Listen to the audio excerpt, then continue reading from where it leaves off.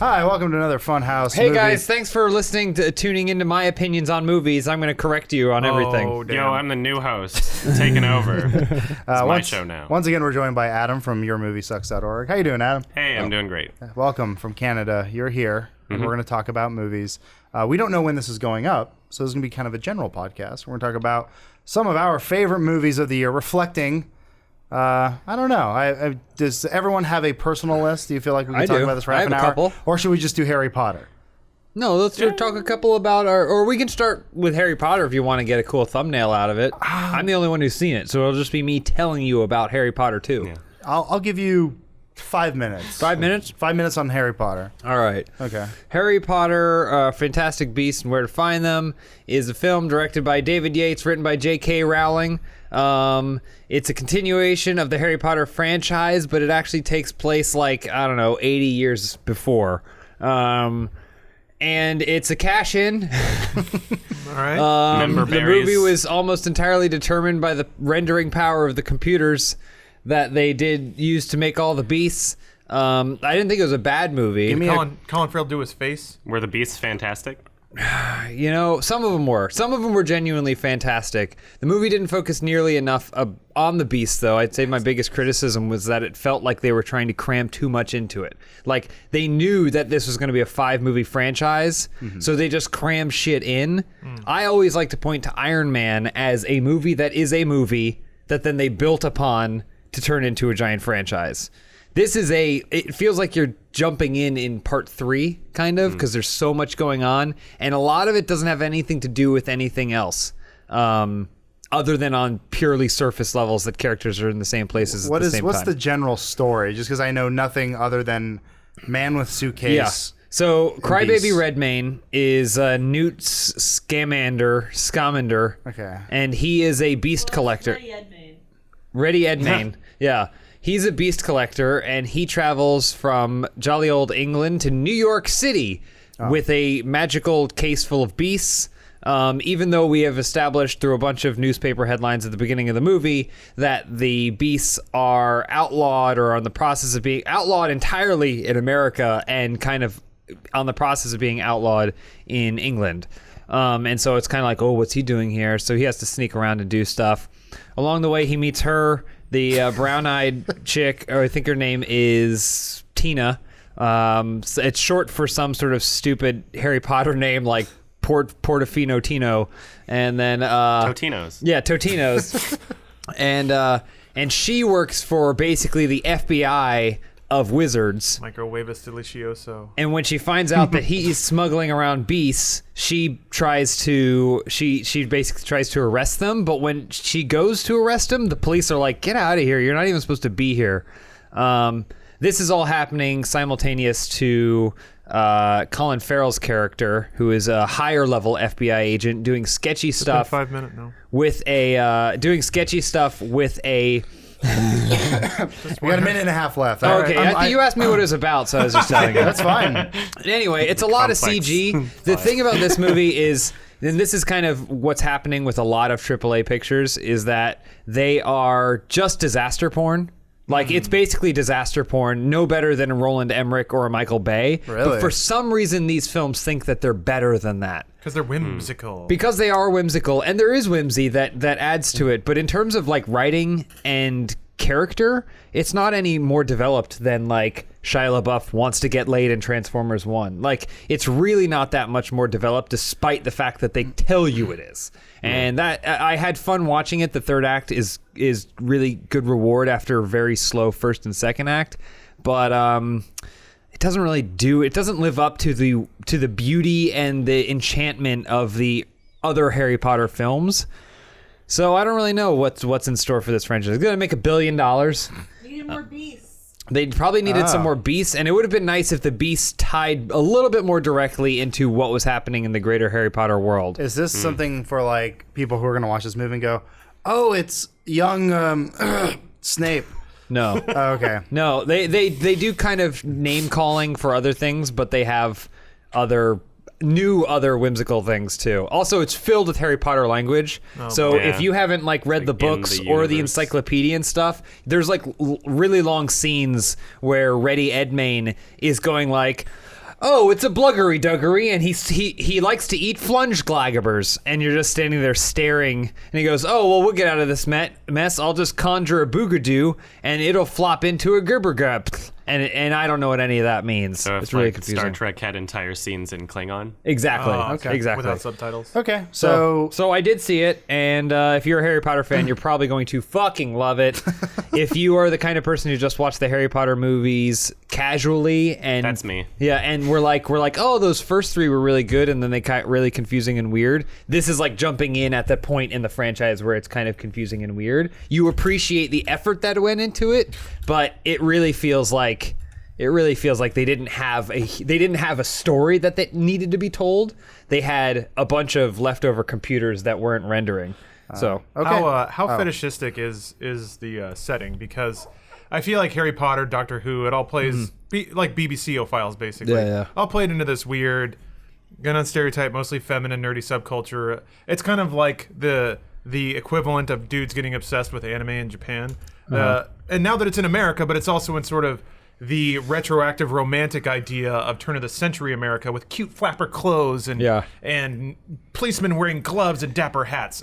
Is it excessively rubbing in face about that? it's not particular brand excessive. aesthetic? It's about as much as you would think, because if you think about the Harry Potter franchise, they don't exactly look like none of them are dressed in modern attire. Harry Potter, despite taking place around the 2000s, still feels like it's from the 50s in some ways, with big fluffy sweaters and everything. I was wondering if they were engineering a new nerd aesthetic to capitalize and market. Because I think because the Wizarding World is so out of time anyway, it didn't really stand out that much. It did feel though like they basically built 3 or 4 feet worth of soundstage, and then it was just a huge green screen. Of course. So some of the streets for like 1920s New York felt completely deserted and completely empty. It was actually really strange in a there lot you of go. ways. You can buy this shirt, Lawrence. Christ. There you go. That's it. Okay. Well, we spent way too much time on Harry Potter. It's a big movie. More than I ever want to. So, Adam likes to do a thing. Not me, Adam. Adam from your movie. Other Adam. He does a fun compilation of his favorite films of the year, and it's going to be a while before he gets to 2016. Yes. So I thought we'd kick this off. Oh yeah, this one. You opened up that one. I did the fake one. How much You does this guy cost? can officially It depends hit what up you order, Content right? ID, by the way. Well, so you can. So he has different price brackets for if he's wearing a suit, or if there's an image on the screen that you want displayed, and that I just edited in post. Oh, okay. Don't ruin the magic. Yeah. Well, I want to hire him. Hire Oh yeah, Tyrone. he's great. Yeah, custom videos. He has a list of prices on his website. So he's affordable. Yes. Okay, let's see. I want him for a birthday. Oh, sorry, we're getting way off topic here. Yeah. Anyway, so Adam likes to do these lists and gave me an idea of like, okay, so he always does your list. The year's ending, So- kind of. Yeah, kind of. And you've seen a lot of stuff. Yeah. So I guess we'll just kind of go down the line, but I think we can all at least pick one movie that we liked. What would you say has been one of your top movies of this year? My favorite from 2016, just based on the ones that I've seen. Like, I haven't seen La La Land yet. That's out in like 2 weeks, I think. So I'm really looking forward to that. The Handmaiden by Chan good Wook choice. Park. Good choice. And it's least the director coming alive. of Oldboy. Yeah. I made a list And, in a little bit. The Vengeance trilogy. Yeah, I would. I don't know how much the trailer reveals. I went into it without watching it just because. I mean, This is apparently just 8 Yeah, straight minutes of the it movie. reveals that. Adam. Oh It was- yeah, I heard well, there's a lot mean, of like, scissoring. Yeah, There's it was- not enough as far as I'm concerned. It had more substance in storytelling than blue is the warmest color. I mean, but anyway, it was a very entertaining, very well shot movie. The camera always kind of flowed in this omniscient sort of sense. He's always looking to, find creative ways to get the shot, which I really like. And it's really oddly humorous. Oh, yeah. Very. We don't expect that from that director. Yeah, it's Well, Thirst is humorous. yeah. Thirst I has don't, comedy. I don't see movies. So. Oh, sorry. So I've only there's seen Oldboy. that one would probably be my favorite out of the ones that I've seen. Like I said, plenty left to see. One of my favorites of the year is currently in theaters right now, Arrival. I don't know if you guys mentioned saw that. We should hang out more. You mentioned that in one of your previous videos. You saw that in a bunch of other movies, right? Yeah, I Like saw that at Toronto Film Fest. I remember. So your I got video to see came it out. early. I watched it after Arrival came out because I didn't want to get any Yeah, sort of sure. spoiler. Just because I'm a big fan of that director. Oh yeah. To be honest, my video is less spoilery than the trailer. So. I found that afterwards, but I also avoided all trailers. Yeah. That's a good- Lawrence that's a hasn't good seen habit. it yet, and I Yeah. feel I don't want to talk about it too Oh much. sure. But I mean, general go for it, consensus. whatever. is- I don't care. Well, no, it's something that I wouldn't want to spoil it to people watching this either way. From the sounds of it, Arrival is one of those few movies where knowing the twist or the spoiler actually meaningfully alters your experience with the film. It's not No, about no. a twist. Yeah, it's there's not no about a twist. It's how you watch the film and the way things are revealed, right?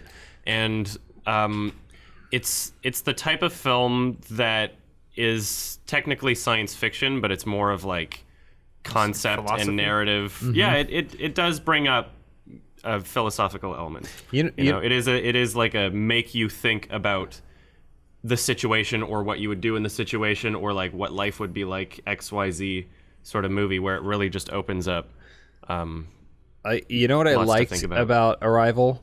I liked that it's a type of film that could probably only be a film, or at least like I know it's based on a book, Short right? story, Yeah. story of But your like life. it's just the Feels way made it for was the- made can only be told in kind of the medium of film, or would be less than in a different Yeah. medium because of different themes and different elements of our world and the world we live in, and how that's really difficult to perceive if you just think of it linearly, I guess you would say.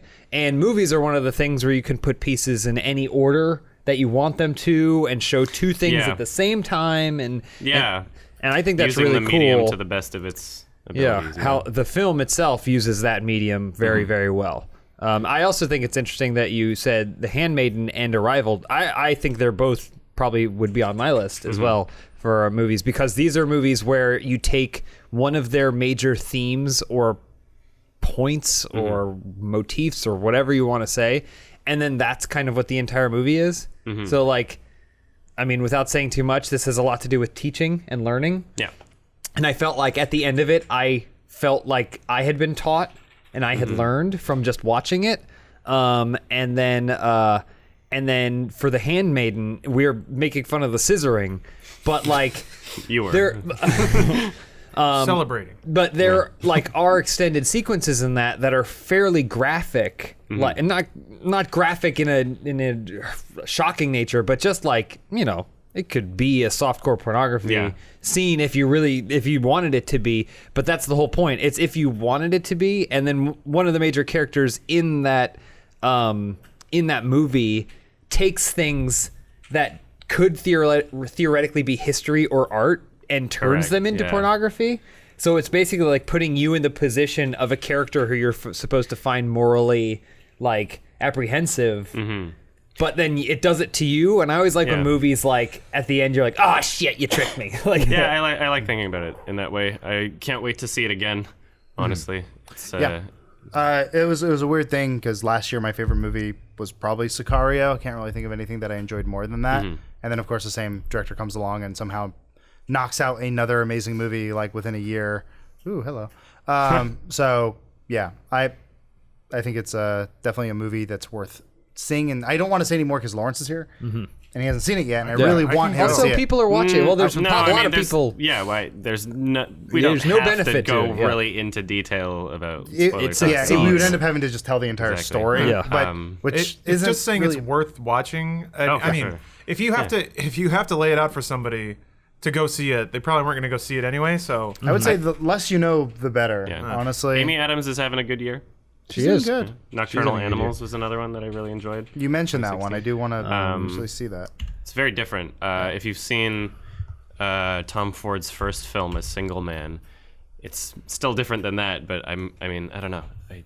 It's a very yeah. weird way to tell a story.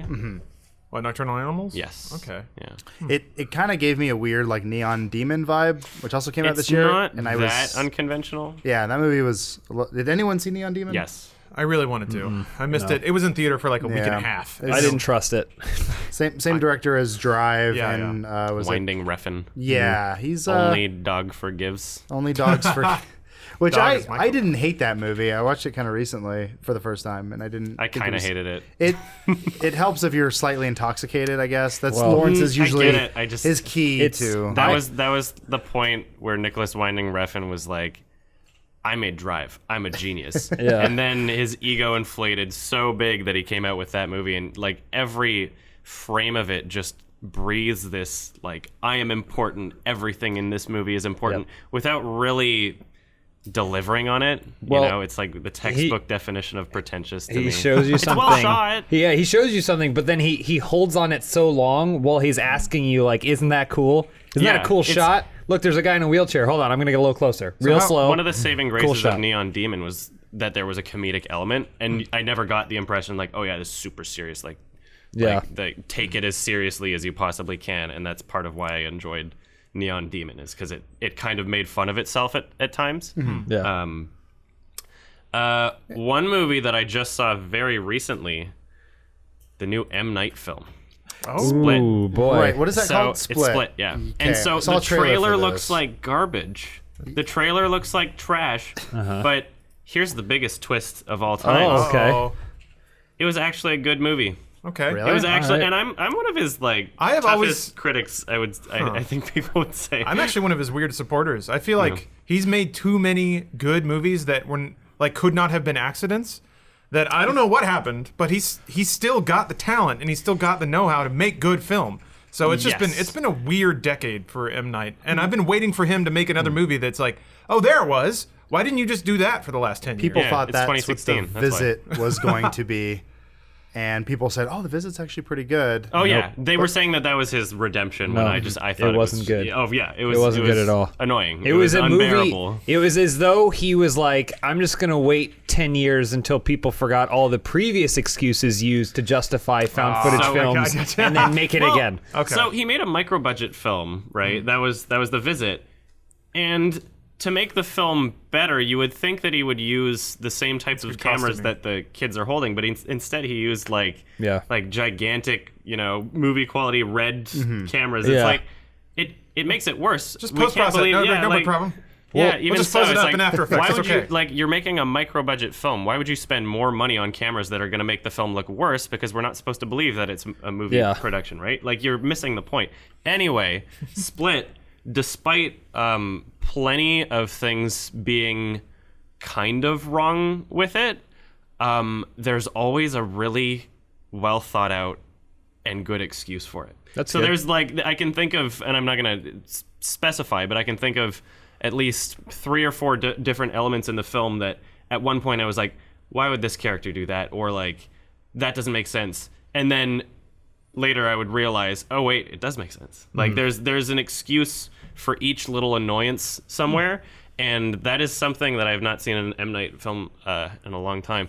The only thing that really took away from the movie was a couple of the girls' performances. I thought that the less they were in the movie, the better the movie was. James McAvoy was easily the best part. He really, really brought the movie together, and it's not. You couldn't pull this movie off with a moderate, decent actor. Yeah. You have to have an amazing actor, and I think that he really pulled it off.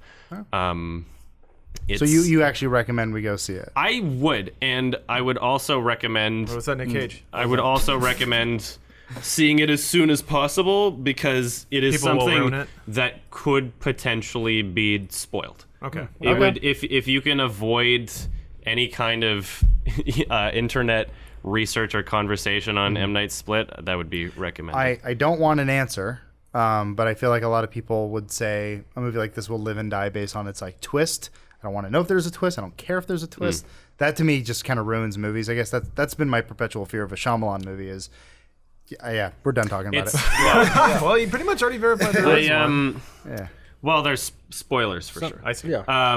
You mentioned the movie basically setting up the expectation for inconsistencies and then validating it.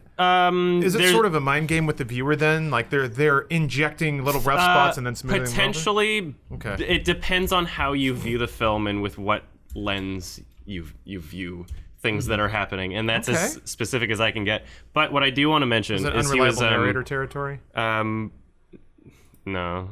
All right, I'll stop asking. I saw him at There's the guy. AFI Fest. He did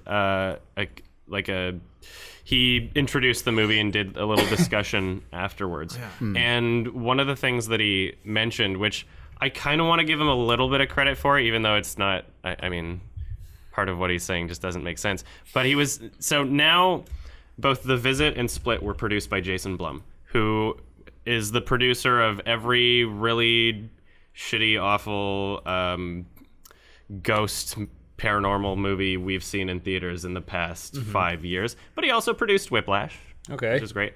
So anyway, M.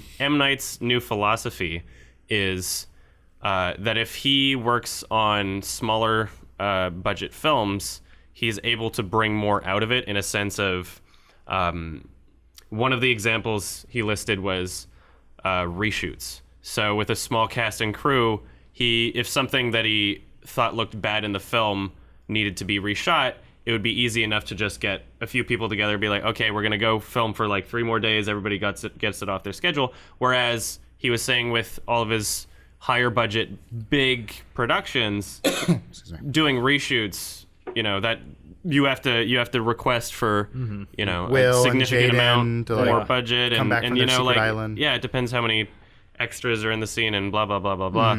And so I can understand it from that perspective, but I will call him out a little because After Earth and The Last Airbender and The Happening are fundamentally broken. Yeah. You can't just say like, oh, if I had a couple of reshoots, then it would have been fixed. So That also I means he's feel just a for bad him. big budget director. Yeah, and I mean, I hated The Visit, but Split turned out good. It wasn't amazing. Hey, sometimes you fire a shotgun, one of those pellets is going to hit. Yeah, and I mean, it's not the best movie of 2016, or it might be considered 2017 for most people, I guess, because the official release is January. Close But enough. it would at least, I think, be on my like either guilty pleasures of the year or maybe somewhere close to the bottom. There's some things that are wrong with it, and there's like conflicting parts of M. Night's career all infiltrating the same film, which is kind of, Just like if mixed you up think tones about sometimes? if you think about it, it's kind of an unintentional metaphor for split personality. Okay. All right. Which, Okay. Elise, hold on. if you think Elise- about it, Elise has a post-it note with a bunch of movies listed on it. Okay. Before you guys started, I did my own little, my best of, and I think there are some movies that kind of maybe got overlooked a little. Sure, you got about 7 I have minutes. some categories. So Hunt for the Wilder People is my best drama of the year. Okay. Arrival, best science fiction. Okay. Pop Star, best comedy of the year. Okay. It deserved to make more money than it did. The Wailing and The Handmaiden, best international films. If you like a bunch of seen The Korean men like screaming and I falling do. all over I themselves in absolutely do. fear, The Wailing is for you. Okay. That's my the fantasy. The Nice Guys, most overlooked Oh, film yeah. of the year. Yep. And I forgot that came out. Sometimes Shane Black becomes insufferable with his love of Christmas to me, but he incorporated it just enough. Too much. I haven't seen La La Land, Moana, Edge of 17, or Star Wars Rogue Run. Rogue One. It's like yeah. one of those. Honorable mentions: Deadpool came out this year. oh, Okay. yeah, it did. Zootopia, best animated film. Oh, yeah. That's mine. That's my movie of the So year. that'll be a good transition for you. Conjuring 2 was good. Don't Breathe was fun. Don't Breathe was fun. It was fun. It was fun. It was fun to it not was, breathe. It was broken in It many was- ways. Yeah, some good water cooler talk. Yeah, I've yeah. never been more grossed out by a pube in a film, so that was fun. I doubt that. That was fun. Um, that was subtle. Man, Do you that want to director, elaborate on any of these, or you got them all? No, it's He- just my list. That's good. Okay. this pubes. director's allergic to logic. This is a great transition to Zootopia for you then. Oh, thank you. Go for it. I really love Zootopia. I felt like this is the natural progression from Big Hero 6, which was a movie where I was watching it going like, oh man, like it'd be so nice to have another animation studio that can put out like really amazing animated films that isn't just Pixar. Especially because Pixar, they're commercializing a little bit. Now you can see that they're kind of like thinking like, oh, I have toys that we have to make and sell because these movies are really expensive and hard to make. Are there no Zootopia toys? No, Of there's course definitely. There's that's absolutely. why these movies get made. But, It's like but this are there Big Hero Zootopia 6, toys? Big Hero 6 felt like it was a toy movie, and then they kind of figured out the story afterwards. Like they Big were. Hero ki- 6 didn't feel like a movie. It felt like skipped the part where you could have had some sort of cool payoff or lesson or given me something as an adult other than Japanese obsessive like giant fighting robot masturbatory stuff. I thought the animation in Big Hero 6 was some of the best 3D animation I've seen in any movie. Like when they're flying over that island and you see the trees, it's amazing. Zootopia was the culmination of those things. I thought Zootopia had a purely surface layer, like childlike glee and fun stuff for kids to enjoy, and the whole time I was watching it going like, that is amazing. Like saying like you're not supposed to touch their hair, like the relationships in it and the world it was building was very, very real and very, very, very vibrant. And I loved every single moment of that movie. And I also thought it was just incredible to look at. Every single scene, it was like Chinatown mixed with a animated feature with animals. Like, it was just great. I loved it all. It was, I think, the highest opening weekend of all time for a film that was not a sequel or part of a pre-existing franchise. Wow. Good. I'm glad. This justifies the Suicide Squad making $1 billion. I thought the more what is it? Little Prince was kind of more of the, I guess, the overlooked animated movie. I haven't even seen it. The Little Prince is also really, really good, but this one also borders more on the, this is a movie for adults. This just happens to be an animated film for adults. Yeah. I thought it was great. The kind of the last act of the movie, I guess the third act of the movie, would be a little heavy, and I could see like child me thinking, oh, I hate that part of the movie. It's my least favorite part because it gets really into the dark. It's like, all right, let's work through some issues. Whereas Zootopia is the kind of movie where throughout it's very light and bubbly and it doesn't feel like you're getting into the shit. And then by the end of it, you're like, wow, I worked through a lot. And I learned more about how people work and humans work. And by the end think. of it, that song's just stuck in your head forever. Yep. Shakira. Won't give up, no, I won't give in until I It's got music by reach the Shakira. end of But yeah, the Little Prince is game. great. And the art styles, like, in this movie were all really cool, too. Yeah, I was so if you're watching right now we're just watching the trailer. The movie goes between this girl and this old man talking about the story that he wrote, The Little Prince, and then it will cut to this sort of like stop motion style. The problem was it's sort of marketed in a way that they showed the stop motion. They never showed any of the, like, I didn't know it was going to look like a Pixar movie. And so I think that may have turned a lot of people off when they just see the stop motion style. They go, no, the little kid doesn't want to watch that. But the way it's done is so smart and I don't know. It is a beautiful movie. It's also, I think, one of its major successes is in being an adaptation of like a children's book. Like, how many pages are the Little Prince books, Elise? They're like 15 pages. It's like Little Prince goes to planet. Little Prince flies from planet. Little Prince Didn't has even a know it plane, existed, and it's honestly. like like how do you adapt that into a movie? And basically, the screenwriter, the director, what they did with this movie was they took how those books make you feel. Yeah. And the kind of relationships that you develop with those books as a child growing up and what they mean to you and how they influence you, and then turned that into the movie. And I think that was it's the biggest success of this was you're watching it going like, oh my God, someone, instead of just taking this scene in the world of Batman v Superman where they just rip pages from, Dark Knight Returns and stuff. This is, now imagine if we made a story about someone who read The Dark Knight, was influenced by it, and then how that affected them, and then that was the movie. It's like, that'd be a super compelling way to think of it. And Little Prince does that in spades. There's a lot of good stuff. This movie was simultaneously, this movie this year was simultaneously really shitty, but also really good. I was just about to say, just because I noticed in the trailer, does anybody remember a time when you could have a trailer for an animated film where they didn't have to list all of the Hollywood actors' names? I mean, like the Lion King has an all-star cast, right? Yeah. It really does, but they didn't have to like be like, oh, all these actors in the film, and now it's just a part of the process and marketing. It's kind of funny. Yeah. Well, I don't think Disney movies. Oh, good. Like Disney proper seems to not really flaunt their talent. They didn't. Toy Story is what broke it. It was Aladdin and Toy Story is what broke everything. Oh yeah. I just remember like Shark's Tale. I remember that being the first one where the cast list was front and center. Well, they designed the fish to look like Will Smith. Yeah. Like, or was it Osmosis Jones? I don't know which one was first. Osmosis Jones is A+. That's a great movie. Yeah, this is a the bad boundary movie. between just casting the best voice actor for the role and casting a celebrity and then promoting that celebrity above the film. Do you know who did a song for this soundtrack? Will Smith. Hold on. D12. Ooh, wow. Eminem's friends. Yeah. So we're getting low on time here, but before we go, I do want to know, Lawrence, what was your favorite movie of this year? And it doesn't have to have come out this year. I was just trying to figure that out. Yeah, which Neil Breen movie did you I enjoy finally the saw most? The Wicker Man, Okay. so that's a good one. That Which didn't year? Well, yeah, the 2016 Yeah, the new version, one. obviously. Yeah, 2016. Wait, there's a 2016? No. No, like 2005, I think. Yeah. 2006. There we go. Okay, It's only so, worth it for the last 20 minutes. so for this me. is, I guess, to Everything else kind is of recap boring. on our list. A lot of good movies like Arrival and then Yeah, Wicker Man. I didn't see any of those. I Okay. saw Wicker Man though. Oh, he didn't actually see Wicker Man. No, in retrospect, there's a lot of things to love about the Wicker Man. But ultimately, if you appraise it, the main character, the one we're supposed to root for, is a total shithead and really bad at his job. He's like a highway patrolman who, because his ex-wife's a bitch, goes to an island, starts beating people up and stealing their stuff, and then, I Dressing won't up spoil like the a ending. bear. Everyone Won't knows how spoil it the ends. ending. He gets Won't bees spoil on the it. ending. He gets bees on his Won't face. spoil the ending. Won't spoil it. Wait, the ending isn't the bees, right?